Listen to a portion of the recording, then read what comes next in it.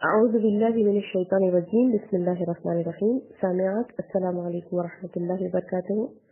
اللہ کے 99 نام میں سے جس نام کی ہم مختصر تشریح کرنے جا رہے ہیں وہ ہے الباری۔ الباری پیدا کرنے والا، صورت بنانے والا۔ اللہ رب العالمین کی ایک صفت ہے کہ وہ ہر چیز کو ایک اندازے کے مطابق پیدا کرنے والا ہے۔ باری کا معنی ہے پیدا کرنے والا، وجود میں لانے والا۔ امام غزالی رحمہ اللہ علیہ فرماتے ہیں اللہ تعالیٰ کی یہ صفت اس حیثیت سے ہے کہ وہ ذات باری تعالیٰ موجود ہے۔ یعنی الباری کا مطلب ہے کہ ایک چیز جو معدوم تھی، یعنی ایک چیز جو معدوم تھی، جو تھی ہی نہیں، اسے ایجاد کرنے والا۔ ایک چیز جو معدوم تھی اسے ایجاد کرنے والا الباری ہے۔ جیسے کہ انسان جب اپنی جس دنیا میں رہتا ہے اس دنیا پر غور کرتا ہے تو آپ کو ہم کو اس چیز کا پتا ہے کہ اس دنیا کو بنانے والی ذات اللہ سبحانہ تعالیٰ کی ہے۔ یعنی جب تک اللہ نے اسے نہیں بنایا دنیا کو، یہ وجود میں نہیں تھی، یعنی دنیا تھی نہیں، اللہ نے ہی اسے وجود بخشا۔ اب دنیا کی مثال ہی انسان اگر اپنے وجود پر بھی غور کرے تو اس احساس ہوگا کہ الباری ہے جس نے ایک انسان کو وجود بخشا۔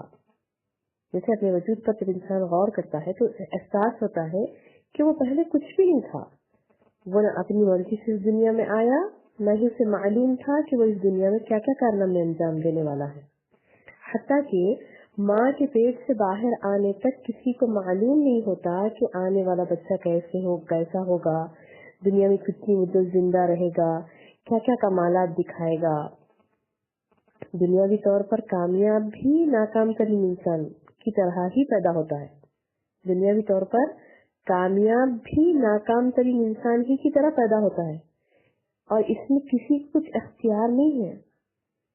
انسان اس وقت یعنی جب پیدا ہوتا ہے تو اس کو کچھ اختیار نہیں ہوتا اور اسے نہیں پتا چلتا، یعنی کوئی کمالات کو پہنچ جاتا ہے بڑے ہو کر اور کوئی نچلی درجے میں چلے جاتا ہے۔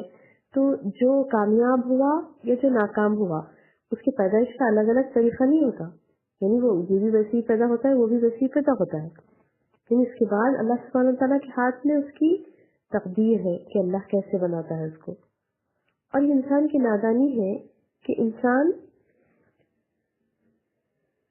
اللہ کو چھوڑ کر ایسے لوگوں کو شریک ٹھہراتا ہے اللہ کی عبادت کو چھوڑ کر ایسے شریکوں کو اللہ تعالیٰ کا شریک بناتا ہے جو اللہ نے خود اس کو وجود بخشا، وہ خود سے وجود میں نہیں آئے۔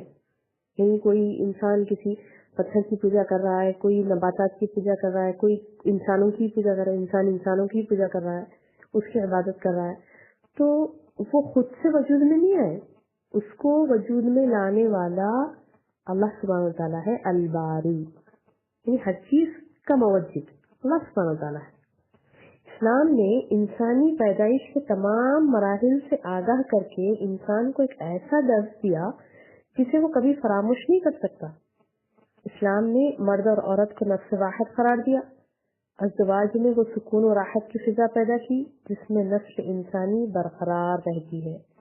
اسی طرح تمام مخلوقات ہیں جو استطاعت بھر اپنی نسل کو پروان چڑھاتی ہیں، حفاظت کرتی ہیں۔ انسان نے جن چیزوں کو اللہ کا شریک ٹھہراتے ہوئے خالق کا درجہ دے دیا وہ تو خود اللہ تعالیٰ کی نہایت حقیر مخلوق ہے۔ جیسے ہم مثال لیتے ہیں موسیٰ علیہ السلام کی قوم کی بنی اسرائیل کی مثال لیتے ہیں تو اللہ سبحانہ تعالیٰ نے ان کو کہا کہ انہوں نے شرک کیا، اور جو لوگ اللہ کے ساتھ شریک لاتے ہیں اور مت و قابل بناتے ہیں ان کی عبادت کرتے ہیں اللہ تعالیٰ، جبکہ اللہ تعالیٰ ہی نے ان کو پیدا کیا۔ یہ حد درجہ حماقت اور ضلالت ہے اور بہت بڑا ظلم ہے اور عظیم جرم ہے۔ یعنی اللہ سبحانہ تعالیٰ نے شرک کو ظلم عظیم کہا، بڑا ظلم، کہ جس کو اللہ نے پیدا کیا اسے ہی اس کا مد مقابل بنایا جائے۔ जिसे बनी इसराइल की मजम्मत की गई, इन्होंने बछड़े की इबादत शुरू कर दी थी और अल्लाह के साथ इसे शरीक बना दिया। ये बछड़ा एक हैवान है, अपने नफा और नुकसान का मालिक नहीं है, कि दूसरे के क्या काम आएगा। इनका ये अमल जुल्म है और सबसे बड़ा जुल्म है, जुल्म अजीम, सबसे बड़ा जुल्म। यानी शिर्क को जुल्म अजीम क्यों कहा गया? यानी कोई किसी पर जुल्म करता है तो वो जालिम कहलाता है, कोई किसी पर जुल्म करता है तो वो जालिम कहलाता है, और जब इंसान अपने आप पर ही जुल्म करे तो वो सब में बड़ा जालिम है। यानी वो शिर्क करके अपने आप को जहन्नम में भिजाने की तैयारी कर रहा है, अपने जिस्म को जलाने की तैयारी कर रहा है शिर्क करके। तो इसीलिए अल्लाह ने शिर्क को जुल्म अज़ीम कहा गया। जैसे सैयदना मूसा अलैहिस्सलाम ने कहा था, या कौमी इन्नकुम ज़लमतुम अनफुसकुम बित्तिखादिकुम अल-इज्ला फतूबू इला बारिअकुम फक्तुलू अनफुसकुम ज़ालिकुम खैरुल लकुम इंदा बारीकुम। देखिए यहाँ अल्लाह ने अपनी सिफत बारी इस्तेमाल किया है। क्या है आयत? सूरह बकरा आयत नंबर 54, या कौमी, ऐ मेरी कौम, इन्नकुम ज़लमतुम अनफुसकुम, बेशक तुमने अपनी नफ्सों पर जुल्म किया। क्या जुल्म किया? बित्तिखादिकुम अल-इज्ला, क्या किया? बछड़े को माबूद बना लिया। फतूबू इला बारीकुम, बस तुम लौटो किस तरफ? तुम्हारे बारी की तरफ, यानी बारी ताला की तरफ। जैसे हम इस्तेमाल करते हैं ना उर्दू में भी, बारी ताला, अल्लाह ताला, बारी ताला, वजूद देने वाला। फतूबू इला बारीकुम, बस तुम लौटो किसकी तरफ लौटो? जिसने तुम्हारी शुरुआत की थी, जहाँ से तुम आए हो उस तरफ लौटो। फतूबू इला बारीकुम फक्तुलू अनफुसकुम, और अपनी जानों को कत्ल करो, ये तुम्हारे लिए बेहतर है। ज़ालिकुम खैरुल लकुम इंदा बारीकुम, किसके पास बेहतर है? ये तुम्हारे बारी के पास, यानी जिसने तुमको वजूद बख्शा, जो अल्लाह सुब्हानहू तआला है, उसके यहाँ ये बेहतरीन बात है। तुम्हारे पैदा करने वाले के नजदीक ये बेहतर है। इसने तुम्हारी तौबा कबूल की, फताबा अलैकुम, इसने तुम्हारी तौबा कबूल की, इन्नहु हुवा तव्वाबुर रहीम, बेशक वो बड़ा तौबा कबूल करने वाला है।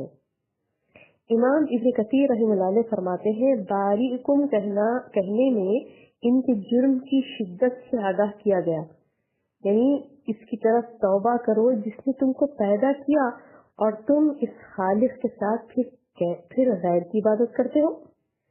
ये तुम पहले कुछ थे ही नहीं और तुमको वजूद बख्शने वाला वो बारी है, और फिर तुम उसी के साथ शरीक ठहरा रहे हो। सुभान अल्लाह।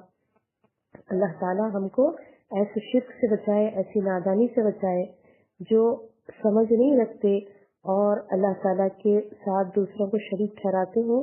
अल्लाह हमको ऐसे अमाल से महफूज रखे, अल्लाह हमें शिर्क से महफूज रखे और जन्नतुल फिरदौस में आला से आला मकाम अता फरमाए। आमीन या रब्बल आलमीन। अस्सलामु अलैकुम व रहमतुल्लाहि व बरकातुहू।